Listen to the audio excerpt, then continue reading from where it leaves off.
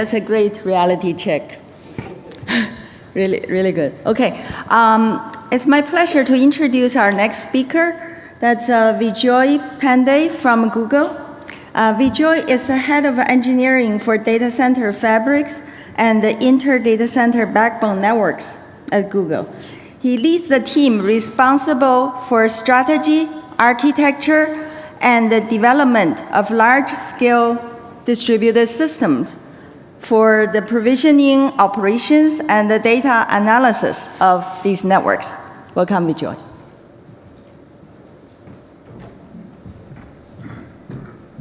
Thanks, Luan. Let me just...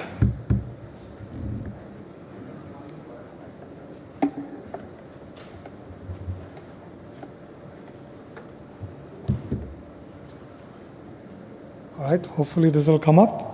So like Luan said, I'm from Google. I run Google's data center networks as well as the inter-data center backbone.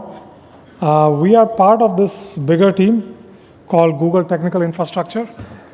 And this will be my one solo slide on that, just to show that we have one common infrastructure across all of Google's apps, as well as the Google Cloud Platform. So it's not two separate things that we build. So if you're a GCP customer, you're pretty much running on the same infrastructure that, say, a YouTube or a Gmail would run. So let's go to networking. So over the past 15 plus years, we've built the biggest, fastest, most capable network infrastructure on the planet. And we've done that primarily using SDN. And for us, I mean, it's so core to our roadmap that it's not even, like when we say networking at Google, it's basically SDN at Google. It's synonymous. And like I think Nicholas was saying earlier, SDN is not only about cheap hardware, though you do get that advantage, as you shall see in a moment. But it's primarily about programmatic decomposition of the three planes. So the data plane, the control plane, and the management plane. And the biggest advantages that we see are those listed here. So independent evolution of those planes, so you're not tied.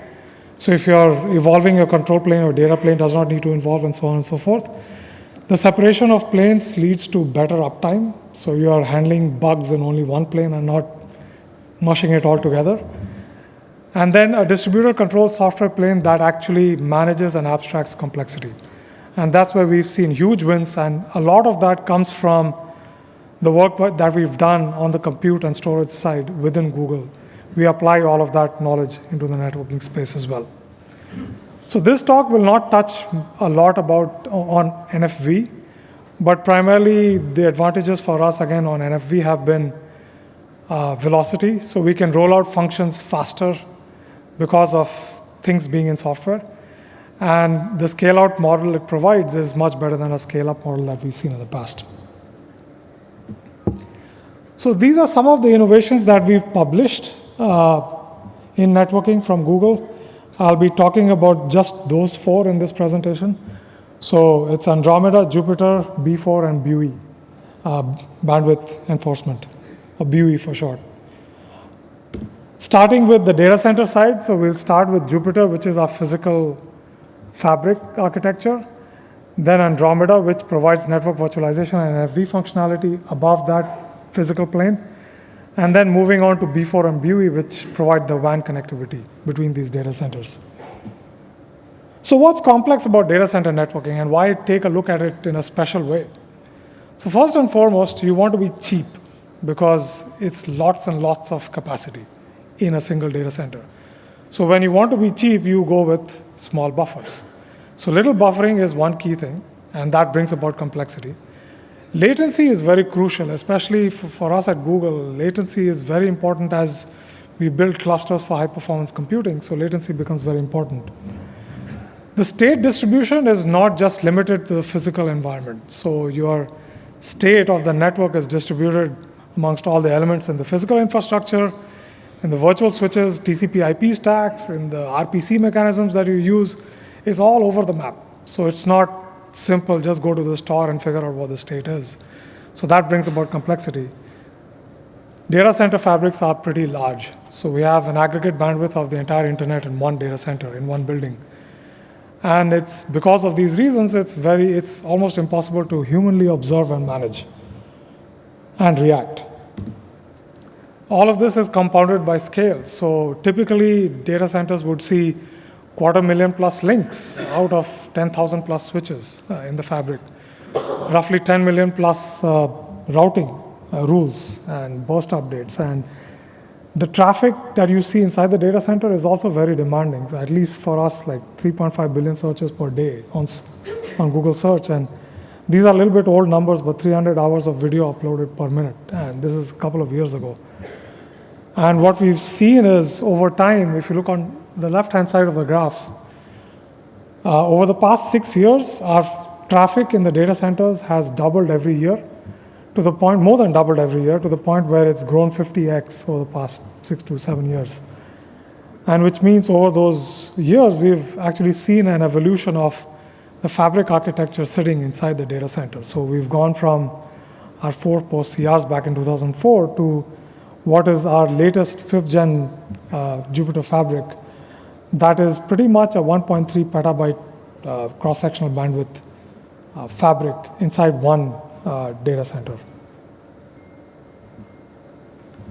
So that fabric is actually controlled in an SDN manner. And what you see here in this page is conceptually the same controller that we use today. This talks about FirePath, which was a generation earlier. So this was used in the Saturn generation.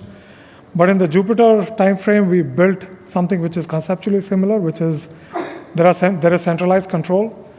And then there are clients that basically are primarily data plane with some thin agents sitting on top of that. The whole fabric behaves as a single control entity. So there's clear separation of control and data here. We are running a proprietary protocol inside the fabric, which is FirePath. This is a routing protocol. The reason for it being proprietary is because we've dumbed it down to be really, really simple. Because the more complexity you add, the more things you have to watch out for. Every line of code that you add might lead to a line of or a bug. So we've tried to make it as simple as possible within the fabric. The 2 nodes that I show on the right-hand side are special. So this is just 2, but it's basically representative of things that connect outside. So this will connect the fabric to the backbone. And these particular clients run FirePath on one end, so the proprietary protocol on one end, and BGP externally when they connect to the WAN. So now that we've built this physical infrastructure, how do we make it more agile? And that's where Andromeda comes in. So Andromeda is a network virtualization platform that allows on-demand access to compute.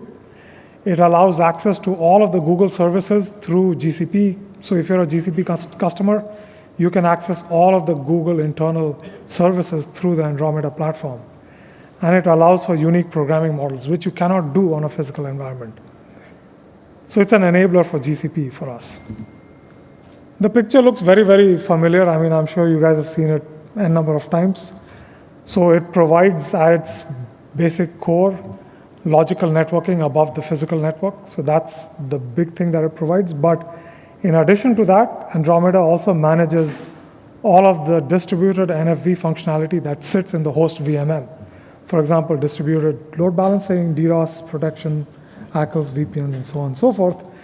It also manages the connectivity of the host VMs into the Google infrastructure services that all of Google uses. So again, like a GCP customer, you can use all of these services to build your application. So those are the 2 additional things in addition to logical network management that Andromeda does. It actually connects to a whole bunch of networking and storage services as well, but we're not looking into that today. So you've built your data center, you've built your physical platform, you have your fabric controllers running that physical fabric, you have your Andromeda controller, again SDN-based, running your logical networks and NFV functionality. How do you connect these things across the WAN? And that's where B4 comes in and BUE comes in. So B4 for us is our Google's software-defined WAN. This is a rough picture of what it looks like. It connects all of our data centers together using shallow buffer, cheap switches. So again, it's not deep buffer switching. It's off-the-shelf silicon that you could buy white boxes from. And it connects all of our data centers together through this really capable and fast WAN. We started doing this back in 2010 when we started running this as a test network. We started rolling out the SDN functionality early 2011, first quarter 2011. By the time SDN was fully deployed on this network, it was like middle of 2011. And so all the services started using it around the 2011, late 2011 timeframe. And 2012 is when we started deploying TE. So as we brought in more and more services on this WAN, before WAN, there was a need for traffic engineering because of a multitude of reasons that we'll get into. And we deployed the centralized TE mechanism around the Q1 2012 timeframe. And over that time, as we brought in more services and more users, you see our traffic growing pretty much exponentially on this WAN. So that's what it looks like, roughly. So the external block that you see in yellow in the fabric is the external facing elements that we talked about in the Jupyter fabric. So it's talking BGP to a bunch of nodes. So if I can point to that, let me see. So this is a B4 node, and you can connect B4 nodes across the WAN, the Google B4 WAN. This is the B4 controller, and it's running OpenFlow, talking to the switches that are working with the fabric to provide end-to-end connectivity. And we are running BGP and ISIS across the B4 controllers, and there is centralized TE that runs across the WAN for the B4 network as well. But as you can imagine, it's the cost primarily comes not, so part of the cost is from the equipment itself, but a lot of the cost that comes in the WAN is from the links themselves. So the links, the WAN links are very, very expensive, so we have to efficiently utilize those links. And that's where Bandwidth Enforcer comes in. So it does a bunch of things, Bandwidth Enforcer. First and foremost, it allows for sharing of the WAN bandwidth based on configured policies. And in the world of cloud, it also bases it on what bandwidth you have bought as a customer. So it manages all of that sharing. It provides visibility into the thousands and thousands of users that are traversing these links, especially because they're going across only 8 or so traffic classes. So you do need to manage these flows really, really well. And that's where BUE comes in. It provides efficient usage of the links as well as the shallow buffer switches that we use to build the WAN. And the most important thing is it provides a platform where we can do experiments and we can do network optimization and see how it works out. So what it is, it's a centralized bandwidth allocation algorithm. It's at Google scale. It's really, really scalable for an arbitrarily complex network because B4 might look simple today, but it's definitely growing in complexity as we move along. It provides enforcement at the host, and this is crucial because the only place that you can do real enforcement, as we've seen, is on the host stack. So it integrates really well with everything that we've got going on the host stack. So there's a bunch of things like the vSwitches that we have on the host, the TCP/IP, the RPC mechanisms that we have at the host. All of those things are sending usage information to BUE, and BUE is using that to enforce traffic at the host. And then finally, it uses all of this information and feeds it back into the TE engine that we saw earlier to optimize the pathing on B4. This is roughly what it looks like. Again, it's a global controller, and it's hierarchical because of that. So there is a global enforcer, and it goes down to cluster level, which is roughly a fabric level, down to the job level, which is a Borg job in our case, and then finally to the host level, where it's actually enforced. And then the usage information on every user and every flow is actually sent up from the host all the way up to the global enforcer. And this is what the complete picture looks like and how they all interact together. So you've got your fabric controllers on the fabric, the Andromeda, doing virtualization, network virtualization per fabric. You've got B4 nodes talking to each other, again SDN based, where B4 controllers are talking to each other through BGP and ISIS. There's a centralized TE controller that talks to B4 to do pathing based on faults as well as usage. And it interacts with BUE, which does host level enforcement as well as provides information to TE to manage paths.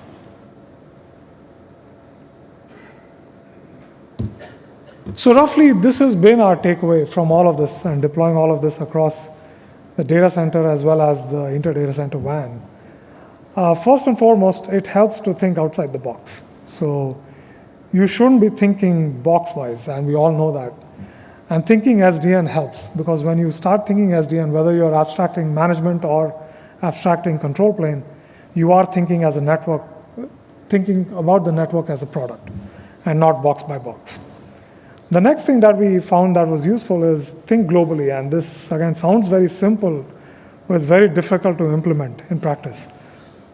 Don't do local optimizations, always think about global optimizations. So like you saw, BUE is providing inputs to TE pathing on B4. It's also providing enforcement on usage. So it's almost doing call admission in some ways on usage.